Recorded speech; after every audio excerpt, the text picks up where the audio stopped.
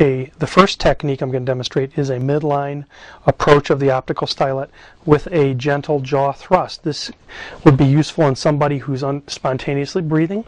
It'd be very useful in someone with a relatively easy to manage airway, i.e. the tongue is not too large for the pharynx, because and if you're going to use this on a patient with a difficult airway, it would be best if the patient were breathing on their own to maintain their safety.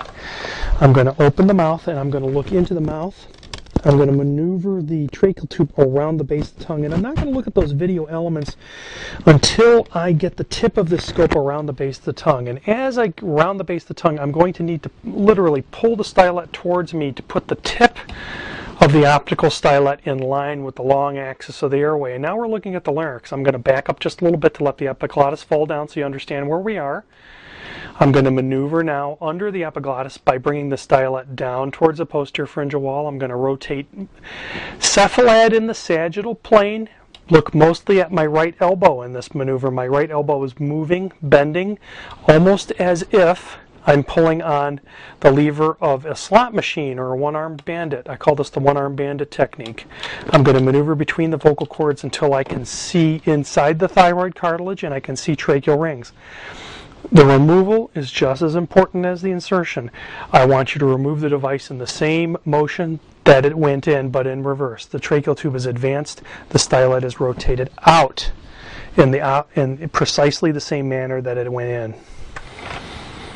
Now we're going to discuss another way to use the Claris optical stylet, the Claris video stylet without a laryngoscope. We're going to do something called a retromolar approach. A retromolar approach, in essence,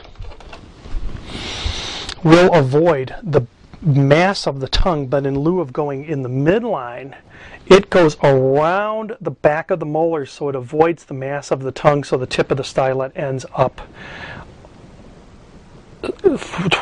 coming from the side towards the midline. And then it's rotated into the midline and the patient's intubated. I'm going to reach into the patient's mouth, aiming the stylet towards the lateral cheek, almost as if I'm trying to place a fish hook in the mouth of the patient.